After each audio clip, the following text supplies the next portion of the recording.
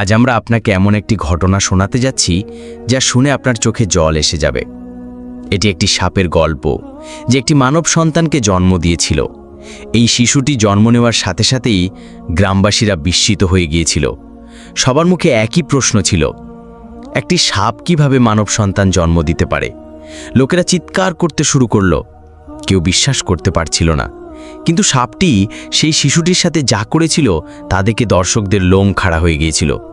এবং যখন সেই শিশুটি বড় হলো, তখন সেই সাপটি তার সাথে এমন কিছু করল যার পরিণতি শুনে আপনার আত্মা কেঁপে উঠবে। এই আশ্চর্যজনক এবং হৃদয় বিদারক ঘটনাটি সম্পূর্ণ জানতে আমাদের সাথে থাকুন। বিসমিল্লাহির রহমানির রহিম। একটি গ্রাম ছিল, সাদামাটা কিন্তু শান্তিপূর্ণ। এখানে বড় ইমারত ছিল না, বিদ্যুতের জাঁকজমকও ছিল না, তবে এখানকার বাতাসে একটি সত্য এবং আন্তরিকতার সুবাস ছড়িয়েছিল। এই কাঁচা গলিগুলোতে একটি পুরনো কাঁচা বাড়ি ছিল।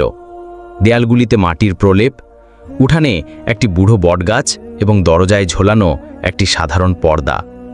এটি ছিল রেহানা বিবি এবং তার ছেলে ফারিয়াদের ছোট্ট বাড়ি। রেহানা বিবির বয়স হয়ে গিয়েছিল। অসুস্থতা তার শরীরকে দুর্বল ও নিস্তেজ করে দিয়েছিল।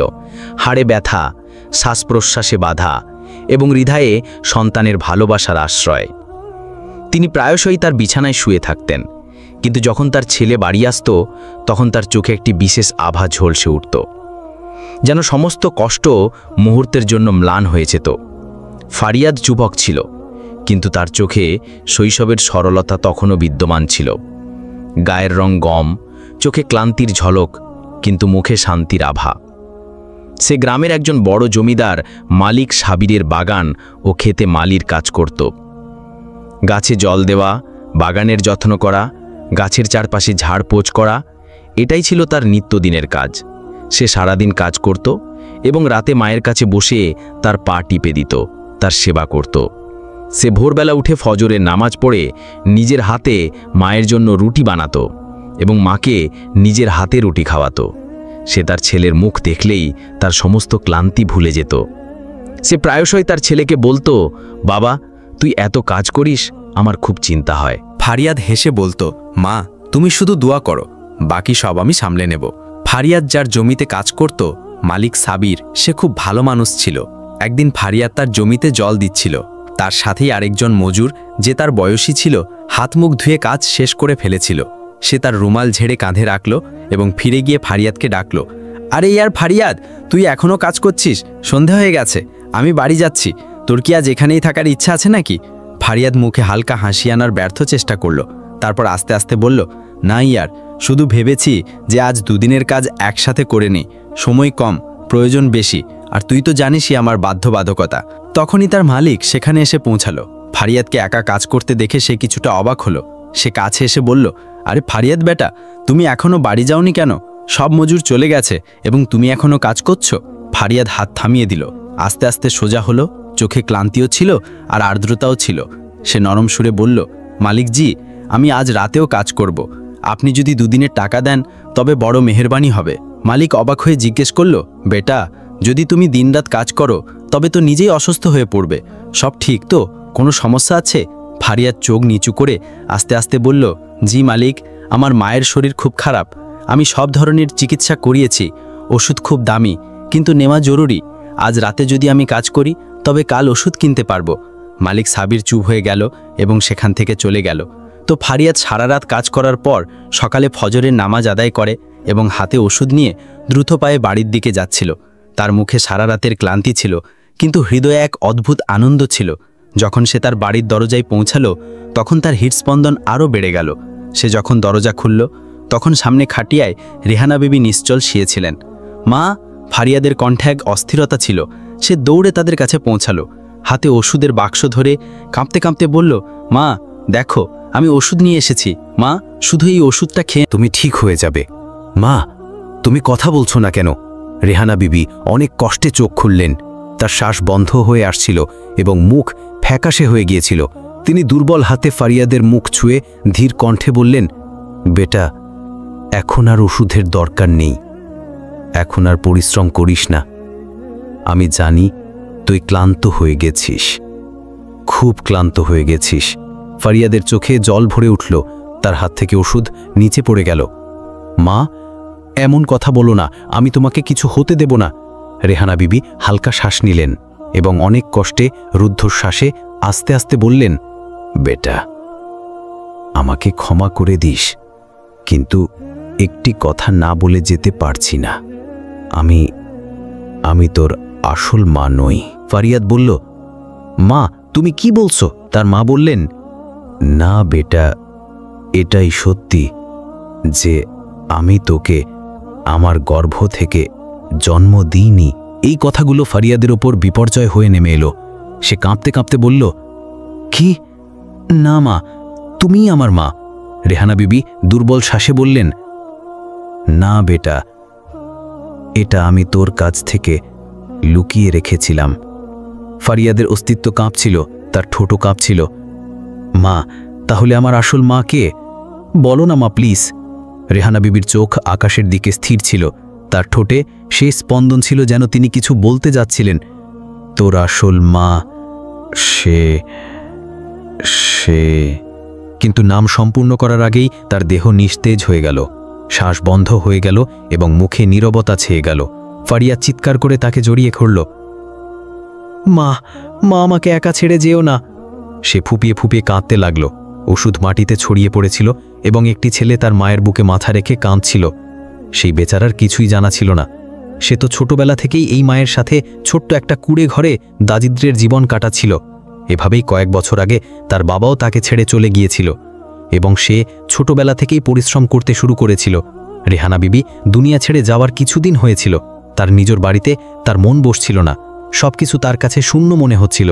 তবে ফারিয়াদের মন এখনও তার শেষ কথাগুলোতে জড়িয়েছিল। যদি এ আমার মা না হয়, তবে কে? আমি কার ছেলে? এই অস্থিরতার মধ্যে বসে থাকতে থাকতে হঠাৎ তার মনে একটা ধারণা এলো। এই গ্রামের একজন বৃদ্ধা আম্মা হালিমা আছে, যে তার ছোটবেলা থেকেই তার বাড়িতে আসতো। সে নিশ্চয়ই জানবে। সে মনে অনেক প্রশ্ন নিয়ে আম্মা হালিমার বাড়িতে গেল। সে কাঁপতে কাঁপতে বলল, আম্মা, তুমি কি জানো আমি কার ছেলে? আমার মা আমাকে মরার আগে বলেছিলেন যে তিনি আমার আসল মা নন, কিন্তু তিনি আমাকে বলতে পারেননি যে আমার আসল মা কে। আম্মা হালিমা তার মাথায় হাত বুলালেন, তার মুখের দিকে তাকালেন এবং আস্তে করে বললেন, বেটা, তুমি যা জানতে চাও তা সত্যি। হ্যাঁ, তুই রেহানার নিজের ছেলে ছিলিস না। তোর মা বাবার বিয়ের অনেক বছর হয়ে গিয়েছিল, কিন্তু তাদের কোনো সন্তান ছিল না। তারা প্রতিদিন নতুন আশা নিয়ে বাঁচত এবং প্রতিদিন দোয়া করে কাটাত, কিন্তু তাদের আঁচল খালিই থাকত। তারপর একদিন না জানি কোথা থেকে তুই তাদের কোলে এসে গেলি। সে সময় তোর বয়স ছিল 1 বছর। আমি এবং আরও অনেক মহিলা তাকে জিজ্ঞেস করেছিলাম যে, রেহানা, এই বাচ্চা কোথা থেকে এলো? তুই তো কখনো গর্ভবতীও হসনি। সে শুধু বলতো যে আল্লাহ আমার আঁচল ভরে দিয়েছেন, আমি আমার ভাগ্য পেয়ে গেছি এবং এ আমার নিজের সন্তান। আম্মা হালিমার কাছ থেকে ফেরার পর ফারিয়াদ একেবারে চুপ হয়ে গিয়েছিল। সে যে আশা নিয়ে গিয়েছিল যে হয়তো সে তার পরিচয়ের কোনো সূত্র খুঁজে পাবে, সেটাও ভেঙে গিয়েছিল।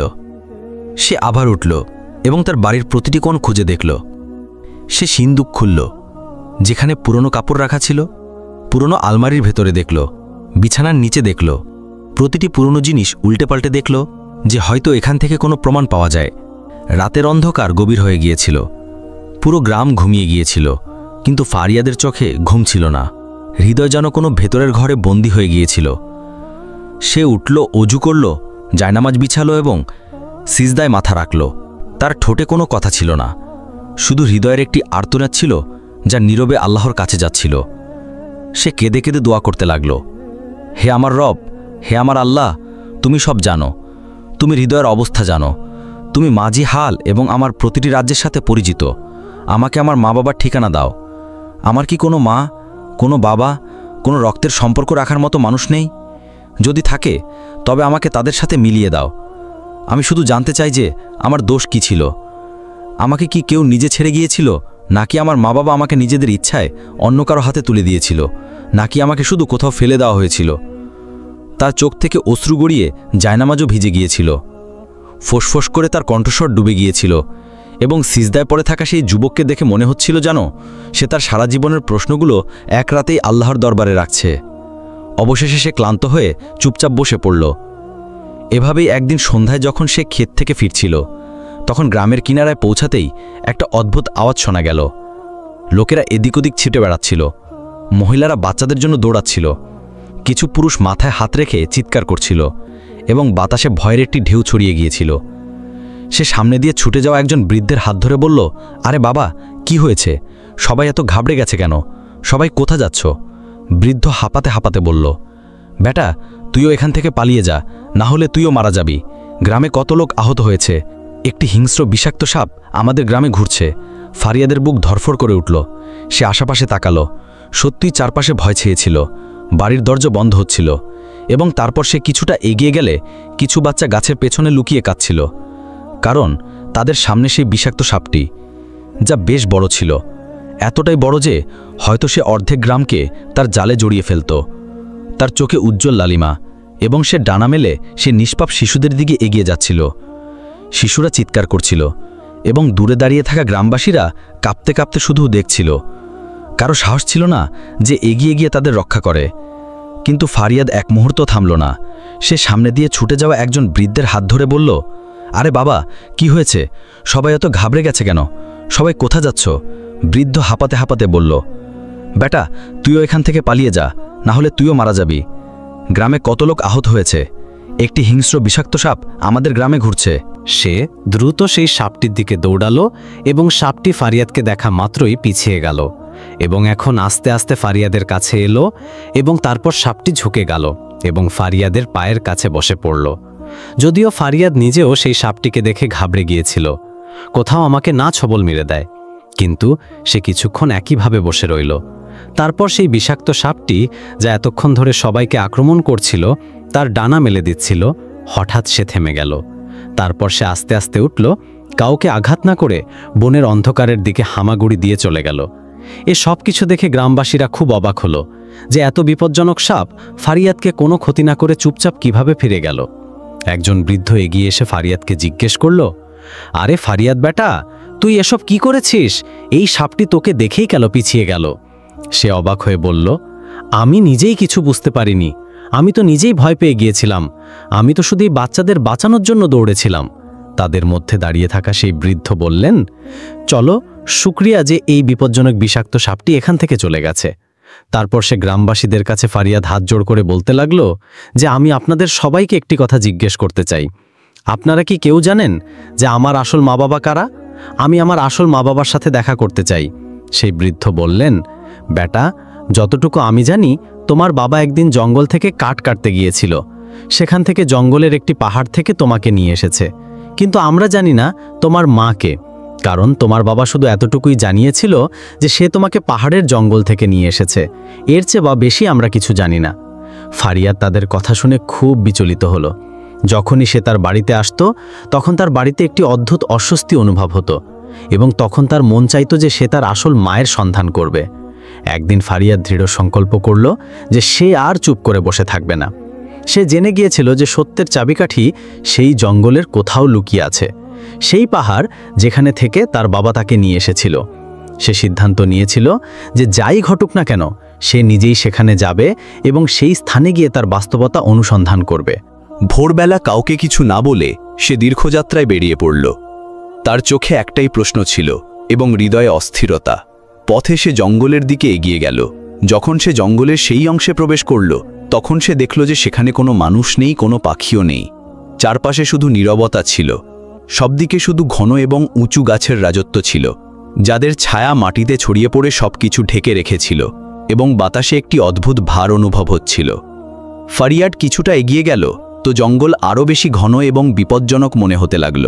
তার মনে ভয় আসতে লাগল। সে থেমে আশেপাশে দেখতে লাগল এবং মনে মনে বলতে লাগল, এই জায়গাটা তো খুব জনমানবশূন্য। এখানে যদি কোনো হিংস্র প্রাণী এসে আমাকে আক্রমণ করে ছিন্নভিন্ন করে চলে যায়, তবে গ্রামবাসীরা তো কখনো জানতেই পারবে না যে আমি কোথায় গিয়েছিলাম। তারা তো আমাকে মৃত মনে করে ভুলে যাবে। আমার শরীরেই জঙ্গল খেয়ে ফেলবে। আমার হাড়েরও কোনো চিহ্ন থাকবে না। সে তার চিন্তায় ডুবে কিছুক্ষণ স্থির দাঁড়িয়ে রইল এবং তারপর চলতে চলতে যখন তার মনে হলো যে রাতের অন্ধকার এখন জঙ্গলে ছেয়ে যাচ্ছে, তখন সে একটি খুব বড়, পুরনো এবং মোটা গাছের নিচে বসে পড়ল, যাতে সে একটু বিশ্রাম নিতে পারে। সে মনে মনে ভয় পেয়েছিল, কিন্তু তবুও তার ভেতরে একটি আশা উজ্জ্বল রেখেছিল। সে গাছের ছায়ায় বসে চোখ বন্ধ করতেই হঠাৎ দূর থেকে একটি আওয়াজ শুনতে পায়। আওয়াজটি এত ধীর এবং পবিত্র ছিল যে সে চমকে সোজা হয়ে যায় এবং এদিক ওদিক দেখতে থাকে। সে অবাক হয়ে ভাবতে লাগল যে এই এত জনমানব শূন্য গভীর এবং বিপজ্জনক জঙ্গলে এই মানুষের কণ্ঠস্বর কেমন, এবং এই কণ্ঠস্বর এটি তো কোনো কোরআনের তিলাওয়াতের। সে বুক ধরে নিজেকে বলল, অবশেষে কে হতে পারে যে এই বিরান জঙ্গলে তিলাওয়াত করছে। সে উঠল, আস্তে আস্তে আওয়াজের দিকে বাড়ল, ঝোপঝাড় সরালো, পা সামলালো, সব দিকে দেখল, এবং সেই আওয়াজ তাকে যেন কোনো অদৃশ্য পথের দিকে ডাকছিল। এবং অবশেষে সে কিছুটা এগিয়ে গিয়ে একটি দৃশ্য দেখতে পেল। সে দেখল যে একজন বৃদ্ধ সাদা পোশাকে একা একটি পাথরের উপর বসে আছেন। তার সামনে কোরআন খোলা আছে এবং তার জিহ্বা থেকে আল্লাহর পবিত্র কালামের তিলাওয়াত চলছে। তার মুখে এমন শান্তি ছিল যেন সমস্ত পৃথিবীর আলো সেখান থেকে বিচ্ছুরিত হচ্ছে, এবং সেই দৃশ্যটি সেই বিরান জঙ্গলে একটি অদ্ভুত শান্তির খবর দিচ্ছিল। ফারিয়াত এই বৃদ্ধকে এখানে দেখে খুব অবাক হলো।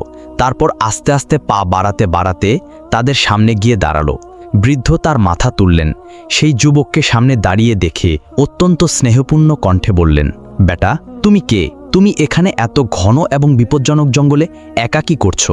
এই জায়গাটি পদে পদে বিপদে ভরা। এখানে তো কোনো মুসাফিরও আসার আগে অনেকবার ভাবে তুমি এখানে কেন এসেছো। ফারিয়াদের চোখে জল ভরে উঠল। সে কাঁপতে কাঁপতে বলল, বাবা, আমি আমার মাকে খুঁজতে এসেছি। সেই মা যে আমাকে জন্ম দিয়েছে, যে আমাকে নিজের থেকে আলাদা করেছে। আল্লাহওয়ালা নেক বৃদ্ধ বললেন, বেটা, এত ঘন জঙ্গলে তোমার মায়ের কি কাজ? সে এখানে কেন আসবে? তারপর সেই ছেলেটি সেই আল্লাহওয়ালা নেক বৃদ্ধকে তার পুরো ঘটনা শোনালো। সেই দুঃখ বর্ণনা করল যা অনেক দিন ধরে তার হৃদয়ে বোঝা হয়ে বসেছিল। তখন সে কাঁদতে কাঁদতে, চোখ থেকে অশ্রু ঝরাতে ঝরাতে, কাঁপতে কাঁপতে বলতে লাগলো, বাবা, এখন আপনিই বলুন আমি কি করব। আমার মা, আমার লালন পালনকারী মা, সে তো এই দুনিয়া থেকে চলে গেছে, কিন্তু যেতে যেতে আমার হৃদয়ে একটি প্রশ্ন রেখে গেছে, এমন একটি শূন্যতা যার উত্তর আমি এখন সব দিকে খুঁজে ফিরছি। আপনি জানেন না আমি কি যন্ত্রণার মধ্য দিয়ে যাচ্ছি। এটা শুনে সেই আল্লাহওয়ালা নেক বৃদ্ধ কিছুক্ষণ নীরব রইলেন। তারপর বললেন, বেটা, আমি সব কিছু বুঝেছি এবং আমি তোমার লালন পালনকারী বাবাকেও চিনি। এটা শুনে ফারিয়াদ চমকে উঠল। তার শ্বাস যেন বন্ধ হয়ে গেল। সেই বৃদ্ধ সেই গাছের দিকে ইশারা করলেন এবং ক্লান্ত কণ্ঠে বলতে লাগলেন, তোমার বাবাও একদিন এই গাছের নিচে বসে কাঁদছিল, খুব কাঁদছিল।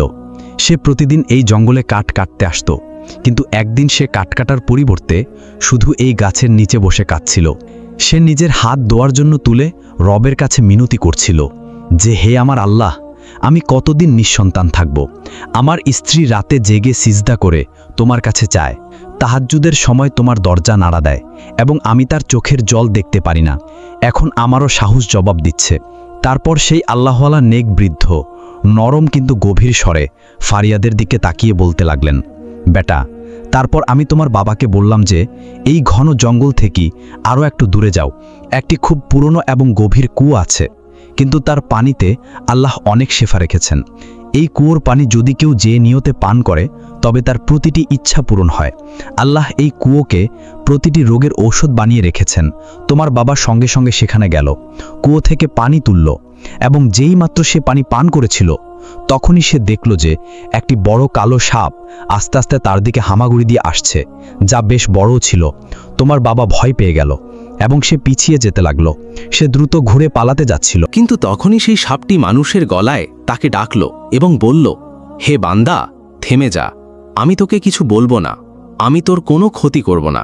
তোমার বাবা যখন সেই সাপটিকে মানুষের গলায় কথা বলতে শুনল, তখন সে এক মুহূর্তের জন্য যেন পাথরের হয়ে গেল। তার পা মাটিতে গেঁথে গেল, মুখে বিস্ময় এবং ভয় দুটোই একসাথে নেমে এলো, এবং সে তার কাঁপতে থাকা ঠোঁট দিয়ে ধীর কণ্ঠে বলল, তুমি তুমি একজন সাপ হয়ে মানুষের মতো কথা বলতে পারো কিভাবে? তখন সেই সাপটি, যা আস্তে আস্তে মাটিতে হামাগুড়ি দিচ্ছিল, দুঃখিত কণ্ঠে বলল, আমি এই মুহূর্তে খুব কষ্টে আছি। আমার ক্ষত আমার শরীরকে পুড়িয়ে দিচ্ছে, এবং আমি এই মুহূর্তে একটি স্ত্রী সাপ, এবং সবচেয়ে বড় কথা হলো আমি গর্ভবতী, এবং এই অবস্থায় আমি আমার সন্তানের যত্নও নিতে পারছি না। আমার অনুরোধ যে যখন আমার সন্তান জন্ম নেবে তখন তুমি সেই সন্তানের যত্ন নিও, একদম একজন বাবার মতো। এটা শুনে তোমার বাবার তো যেন মুখ ফ্যাকাশে হয়ে গেল, তার চোখে বিস্ময় স্থির হয়ে গেল, বুক জোরে জোরে ধরফর করতে লাগলো। সে ভাবতে লাগলো যে আমি তো এখনো এই সাপটিকে দেখে ভয়ে কাঁপছি, আর এখন সে আমাকে তার সন্তানকে লালন পালন করতে বলছে। আমি একজন মানুষ আর এটা একজন সাপের বাচ্চা হবে, আমি তার লালন পালন কিভাবে করব? সে তো আমাদের ক্ষতি করতে পারে। এবং গ্রামের লোকেরা তো আমাদের সাথে সম্পর্কই ছিন্ন করে দেবে। যদি আমি অস্বীকার করি তবে এই সাপ হয়তো আমাকে মেরে ফেলবে। এই সব চিন্তাভাবনা তার মাথায় ঘুরতে লাগলো। ভয়ে তার শ্বাস প্রশ্বাস এলোমেলো হয়ে যাচ্ছিল, কিন্তু সে কিছু বলতে পারল না, শুধু চুপচাপ দাঁড়িয়ে রইল। তখনই সে দেখল যে সেই সাপটি জোরে জোরে উল্টাপাল্টা হচ্ছে, যন্ত্রণায় ছটফট করছে, যেন ব্যথার তীব্রতা বাড়ছিল। তারপর কিছুক্ষণ পর সেই সাপটি একটি মানব সন্তান জন্ম দিল। হ্যাঁ, সে কোনো সাপের বাচ্চা ছিল না, বরং একজন পরিপূর্ণ মানুষের বাচ্চা ছিল, যে সেই সাপের দেহের পাশে শুয়ে কাঁদছিল। এবং তোমার বাবার বিস্ময়ের কোনো সীমা ছিল না, সে নিজের পায়ে দাঁড়িয়ে থাকতে পারল না। তারপর সেই সাপটি তোমার বাবার দিকে তাকিয়ে বলতে লাগলো যে তুমি এই সন্তানকে নিজের সাথে নিয়ে যেও, তাকে নিজের বুকে জড়িয়ে রেখো, তার ভালোভাবে লালন পালন করো, ঠিক যেমন একজন মা বাবা তার সন্তানের করে। এবং একটি কথা সবসময় মনে রেখো যে যখন তোমাদের স্বামী স্ত্রীর অবস্থা খুব খারাপ হয়ে যাবে, তখন মরার আগে তাকে এই সত্যিটা অবশ্যই বলবে যে আমি একজন স্ত্রী সাপের সন্তান। সে এতটুকু বলে চুপ হয়ে গেল। তারপর তার আহত শরীরকে মাটিতে টেনে হিঁচড়ে কুয়োর কাছে পৌঁছালো।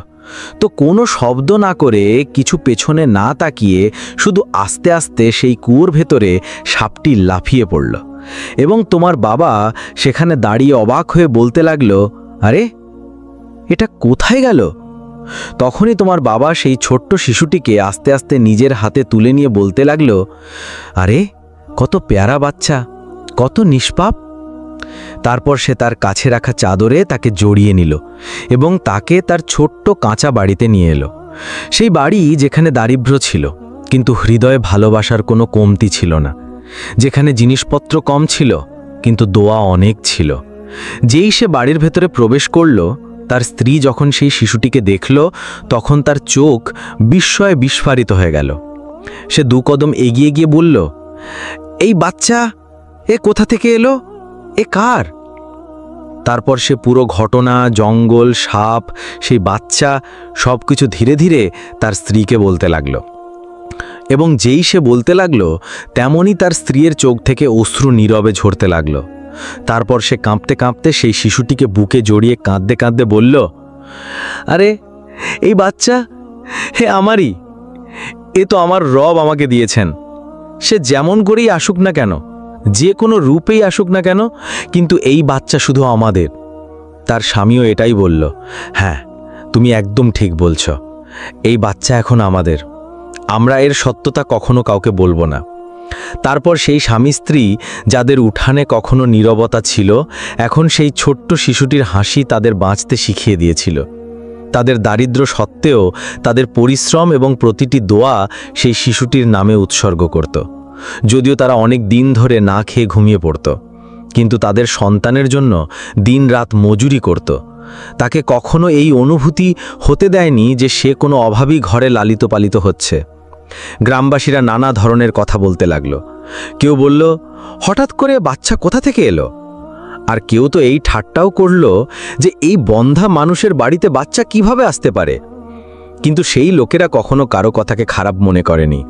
তারপর সেই আল্লাহওয়ালা নেক বৃদ্ধ ফারিয়াদের দিকে গভীর দৃষ্টিতে তাকিয়ে আস্তে আস্তে বললেন, বেটা, এখন সময় এসেছে যে তোমাকে সত্যিটা বলা হোক। তোমার মা কোনো সাধারণ মানুষ ছিল না যখন তুমি তার গর্ভ থেকে জন্মেছিলে। তুমি একজন নাগিনীর সন্তান। হ্যাঁ বেটা, তোমার মা একজন নাগিনী। সে এমন একটি প্রাণী যে এখন মানুষের মধ্যে নেই। এটা শুনে ফারিয়াদের মুখের রং উড়ে গেল। তার চোখে বিস্ময়, হৃদয়ে ঝড়, আর ঠোঁটে শুধু একটি বাক্য এলো, বাবা, মানে কি? আমি একজন নাগিনীর সন্তান? আমি একজন বিষাক্ত সাপের সন্তান? আমার শিরায় কি মানুষের নয় সাপের রক্ত বইছে? এটা কিভাবে সম্ভব? তখন সেই আল্লাহওয়ালা নেক বৃদ্ধ নরম হেসে বললেন, বেটা, এই দুনিয়াতে সব কিছুই সম্ভব। হতে পারে তোমার মা কোনো সাধারণ নাগিনী ছিল না, বরং রূপ পরিবর্তনকারী ছিল, যে মানুষের রূপ ধারণ করতে সক্ষম। হতে পারে সে কোনো মানুষকে বিবাহ করেছিল, এবং তুমি তাদের দুজনের ভালোবাসায় সেই চিহ্ন, যার বাস্তবতা এই দুনিয়া কখনো স্বীকারই করেনি। কিন্তু তোমাকে এই সত্য থেকে পর্দা সরাতে হবে। তারপর সেই বৃদ্ধ উপরের আকাশের দিকে তাকালেন, যেন তিনি কোনো দোয়া করছেন, এবং তারপর বলতে লাগলেন, বেটা, তোমার সব প্রশ্নের উত্তর তুমি সেই কুয়োর কাছে গিয়ে পাবে, যেখানে তোমার বাবা বহু বছর আগে, যখন সে আন্তরিকভাবে আল্লাহর দরবারে কেঁদে কেঁদে তার নিঃসন্তান জীবনের খালি আঁচল প্রসারিত করেছিল, যখন তার চোখ থেকে অশ্রু থামছিল না, তখন আল্লাহ তার প্রার্থনা শুনেছিলেন এবং সেই মুহূর্তে তোমার বাবা সিজদায় পড়ে কেঁদে কেঁদে এটাই বলছিলেন যে, হে আমার প্রতিপালক, আজ তুমি আমার প্রার্থনা শুনেছ এবং এখন আমি আমার ছেলের নামও ফারিয়াদ রাখব, কারণ এই ছেলে আমার প্রার্থনার ফল, এ আমার রবের কাছে চাওয়া একটি উপহার। সে সেই বৃদ্ধের কথা শুনে তার চোখ থেকে অশ্রু ঝরাতে লাগল এবং তারপর সেই কুয়োর সন্ধানে বেরিয়ে পড়ল। এবং যখন সেই ছেলে ফারিয়াদ তার মায়ের সন্ধানে সেই বিপজ্জনক এবং জনমানবশূন্য জঙ্গলের দিকে রওনা হলো, তখন পথে তাকে কঠিন সমস্যার মুখোমুখি হতে হলো। কখনো কাঁটা তার পা ছেড়ে দিত, কখনো ঝোপঝাড় তাকে আহত করত, কিন্তু সে থামত না, কারণ তার হৃদয়ে একটাই ব্যথা ছিল যে তার মা অবশেষে একটি সাপ। কেন? এবং সে এখন কোথায়? আমাকে কেন ছেড়ে গেল? এই প্রশ্নটিকে ঘিরে তার মনে আরও অনেক প্রশ্ন তৈরি হচ্ছিল। সে এগিয়ে যেতে লাগলো, এমনকি সে সেই জঙ্গলে একাকিত্বের সাথে লড়াই করতে করতে এগিয়ে যাচ্ছিল যে হঠাৎ তার পা এমন এক নরম মাটিতে পড়ল যার আন্দাজ সে করতে পারেনি, এবং দেখতে দেখতেই সে মাটির ভেতরে ঢুকে যেতে লাগলো। প্রথমে সে বুঝতেই পারছিল না যে এটা কি হচ্ছে, কিন্তু যখন তার পা মাটিতে গেঁথে যেতে লাগলো, তখন সে ঘাবড়ে গিয়ে চিৎকার করতে লাগলো, কেউ আছে, কেউ আমাকে বাঁচাও।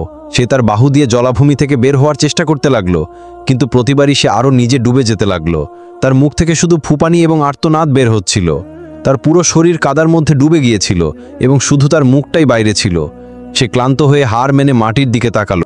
চোখ থেকে অশ্রু টপ টপ করে পড়ছিল এবং সে অসহায়ভাবে বলতে লাগলো, ইয়া আল্লাহ, আমার ভাগ্যে কি এটাই লেখা ছিল যে আমি আমার মায়ের বাস্তবতা না জেনে এই মাটিতে দাফন হয়ে যাব? হে আমার রব, তুমিই তো সেই যে শোনো, আমি মরতে ভয় পাই না, কিন্তু আমি আমার মায়ের সত্য জানতে চাই। এবং তারপর যেন আকাশ থেকে কোথাও ডানা ঝাপটানোর আওয়াজ এলো এবং একটি সাদা পায়রা তার কাছে এসে বসল। পায়রাটি চারদিকে তাকালো, সে বুঝেছিল যে সেই ছেলেটির জীবন বিপদে আছে। তারপর সে তার ঠোঁট দিয়ে একটি শক্ত দড়ি ধরে ফারিয়াদের দিকে নিয়ে এলো, সেই দড়ি যা কিছুটা দূরে একটি শক্ত গাছের গুড়ির সাথে বাঁধা ছিল। সেই দৃশ্যটি কোনো যুদ্ধের ময়দানের চেয়ে কম ছিল না। ফারিয়াদের চোখে বিস্ময় এবং আশার অশ্রু ছিল। সে কাঁপতে কাঁপতে সেই দড়ি ধরল এবং তার শেষ সাহস সংগ্রহ করে জলাভূমি থেকে বের হওয়ার জন্য সর্বাত্মক চেষ্টা করতে লাগলো, এবং তার চেষ্টা সফল হলো। সে অবশেষে মাটিতে পড়ে গেল। হাঁপাতে হাঁপাতে সেই জলাভূমি থেকে বেরিয়ে এলো। মাটিতে শুয়ে ফারিয়াদ আকাশের দিকে তাকালো এবং ভাঙা গলায় বলল, ইয়া আল্লাহ, শুকরিয়া, তুমি আমার কথা শুনেছ। সে আবার উঠল, পায়রার কাছে এলো, তার ডানা স্পর্শ করল, তার সামনে হাত জোর করে বলল, হে পাখি, তুমি আমার জন্য একজন ফেরেশতা হয়ে এসেছো, তুমি আমার জীবন বাঁচিয়েছ, আজ থেকে তুমি আমার বন্ধু। তারপর সে পায়রাকে তার কাঁধে বসিয়ে এগিয়ে যেতে লাগলো এবং কিছুক্ষণ হাঁটার পর তার নজর একটি কুয়োর উপর পড়ল এবং সে পায়রাকে বলল, মনে হয় বন্ধু এটাই সেই কুয়ো যার আমি সন্ধান করছি। সে কুয়োর কাছে এগিয়ে যেতে লাগলো, কিন্তু যেই সে কুয়োর কোনারায় পৌঁছালো তার চোখ ভয়ে বিস্ফারিত হয়ে গেল, কারণ কুয়োর চারপাশে এমন সাপ ভরা ছিল যারা জিভ বের করে ফসফস করছিল, যেন তারা সেখানে কোনো অপরিচিতকে সহ্য করতে প্রস্তুত ছিল না। তাদের শরীর থেকে বিষ ঝরছিল আর চোখ থেকে ঘৃণা, আর তারা সবাই ফারিয়াদকে ঘিরে ফেলার চেষ্টা করতে লাগলো। ফারিয়াদের বুক জোরে জোরে ধরপড় করতে লাগলো। সে কয়েক কদম পিছিয়ে গেল। তারপর একটি গাছের পেছনে গিয়ে দাঁড়ালো এবং নিজের হাত দিয়ে কপালের ঘাম মুছতে মুছতে আকাশের দিকে তাকালো। ইয়া আল্লাহ, এ কেমন পরীক্ষা! আর না জানি কত কষ্ট আমাকে সহ্য করতে হবে। সে পায়রাকে বলতে লাগলো, বন্ধু, আমি এত দূর তো এসেছি, কিন্তু এখন যদি আমি এই কুয়োর পানি পান করতে না পারি, তবে আমার জীবনের উদ্দেশ্য কিভাবে পূরণ হবে? সে তার চিন্তায় এত মগ্ন ছিল যে সাপের ফোসফোসানি তাকে এখন কম ভয় দেখাচ্ছিল আর বেশি বিরক্ত করছিল। সে জোরে বলল, এদের মধ্যে কি কোনো সাপ আমার মা হতে পারে? এটা ভাবতে গিয়েই ফারিয়াদের চোখে জল এসে গেল এবং সে নিজের হাঁটুতে হাত রেখে বসে পড়ল। তারপর তার সেই বন্ধু পায়রার দিকে তাকালো যে গাছের একটি ডালে বসেছিল, এবং সে যেন পুরো দৃশ্যটি দেখে কিছু বুঝতে পারছিল। ফারিয়াদ কাঁপতে কাঁপতে বলল, বন্ধু, এখন বল আমি কি করব? আমাকে এই পানি পান করতেই হবে, কিন্তু এই সাপগুলো তো আমার জানের শত্রু হয়ে বসে আছে। তুমি কি আমার জন্য কোনো পথ বের করতে পারবে? পায়রা আকাশে উড়ল এবং তারপর তার ঠোঁট দিয়ে কুয়োতে ঝোলানো পুরনো কাঠের বালতিটি ধরার চেষ্টা করতে লাগলো, কিন্তু যেই সে দড়িটি তার ঠোঁট দিয়ে টানতে চাইল, আশেপাশে ফোসফোস করা বিষাক্ত সাপগুলো হঠাৎ জেগে উঠল। তারা ফনা তুলে চোখে বিষ নিয়ে বাতাসে লাফাতে লাগল, যেন পায়রাকে ছিঁড়ে খেতে প্রস্তুত। কিন্তু তবুও পায়রা সাহস হারালো না। সে অবিরাম চেষ্টা করতে লাগল এবং সে একদিকে ঝাঁপিয়ে উড়ে গেল এবং তারপর অন্যদিকে থেকে আবার এলো। এবার তার ঠোঁটে বালতির দড়ির শেষ প্রান্ত ছিল। সে জোর লাগিয়ে তাকে ঝাঁকাতে চেষ্টা করতে লাগল এবং সাপগুলো আবারও ঝাঁপিয়ে পড়ল, কিন্তু পায়রা বাতাসে চক্কর কেটে বেঁচে গেল। ফারিয়াদ দূরে দাঁড়িয়ে এই দৃশ্য দেখছিল। তার হৃদয় যেন থেমে যাচ্ছিল। সে শুধু নিজের হাত ধোয়ার জন্য তুলে পায়রার সাফল্যের জন্য আল্লাহকে ডাকছিল। বারবার ব্যর্থতা সত্ত্বেও অবশেষে পায়রা তার ঠোঁট এবং নখের সাহায্যে বালতিটিকে এত জোরে ঝাঁকালো যে কুয়ো থেকে সামান্য পরিমাণে পানি তাতে জমা হয়ে গেল। ফারিয়াদ এক মুহূর্তও নষ্ট করল না। সে বালতিটি হাতে তুলে নিল এবং তাতে থাকা সামান্য পানি দ্রুত পান করে শুকরিয়া আদায় করতে লাগল। সেই পায়রা আবার ফারিয়াদের কাছে এসে বসল, তো যখন তার নজর কুয়োর উপর পড়ল তখন সব সাপ সেখান থেকে উধাও হয়ে গিয়েছিল। হঠাৎ একটি খুব বড় সাপ কুয়োর ভেতর থেকে বাইরে বেরিয়ে এলো এবং আস্তে আস্তে হামাগুড়ি দিয়ে ফারিয়াদের সামনে এসে দাঁড়ালো। এটাই সেই সাপ ছিল জিসনে ফারিয়াদকে জন্ম দিয়েছিল। সেই সাপটি কথা বলতে লাগলো এবং বলতে লাগলো, আরে আমার বাচ্চা, অবশেষে তুই আমার কাছে এলি। ফারিয়াদ যখন সেই সাপটিকে মানুষের ভাষায় কথা বলতে শুনল তখন সে অবাক হয়ে তার কাছে এলো এবং বলল, মা, যদি আপনি আমার মা হন তবে আমাকে বলুন যে আমি আপনার শরীর থেকে একজন মানব সন্তান হয়ে কিভাবে জন্মেছি। এই রহস্যই আমাকে জানতে হবে। এবং এটাও বলুন যে যদি আপনি আমার মা ছিলেন তবে আমাকে মানুষের হাতে তুলে দিলেন কেন? কেন আমাকে নিজের থেকে দূরে সরিয়ে দিলেন? সেই সাপটি কিছুটা কাছে এলো এবং নরম সুরে বলল, বেটা, আমিও একজন মানুষ। আমি কোনো স্ত্রী সাপ বা কোনো নাগিনী নই। আমিও তোর মতোই একজন মানুষ। আমি তোকে আমার গল্প শোনাচ্ছি, সেই গল্প যা শোনার পর তুই জানতে পারবি যে আমি কে এবং তুই কে, এবং আমাদের জীবনে এই সব কিছু কেন হয়েছে। আর আমি কোনো সাধারণ নারী নই। আমি একজন বাদশাহের মল্লিকা ছিলাম, একটি সাম্রাজ্যের রানী, এবং তুই আমার গর্ভ থেকে জন্ম নেওয়া সেই রাজকুমার, আমার কলিজার টুকরা। এটা শুনেই ফারিয়াদের চোখ বিস্ময়ে বিস্ফোরিত হয়ে গেল। তার হৃদয় যেন এক মুহূর্তের জন্য ধড়ফড় করা ভুলে গেল। সে কাঁপতে কাঁপতে বলল, মা, আমি তো একজন দারিদ্র্যে জীবন কাটানো ছেলে। আর এই মুহূর্তে যে মেয়েটি তোর সামনে সাপ হয়ে এসেছিল সে তোর সৎ মা। যখন আমি তাকে এবং তার মাকে শাস্তি দেওয়ার জন্য বলি তখন তোর সৎ মা আমাকে থামিয়ে দেয় এবং সে তোর বাবাকে যা কিছু হয়েছিল তা বলে দেয়। তখন তোর বাবা সব শোনার পর তার ভুল বুঝতে পারে এবং তোকে রাজপুত্র হিসেবে গ্রহণ করে। আর এভাবেই তারা খুশি মনে জীবনযাপন করতে থাকে। এই গল্পটি আমাদের শিক্ষা দেয় যে সত্যকে যতই লুকানো হোক না কেন, একদিন তা সামনে আসবেই।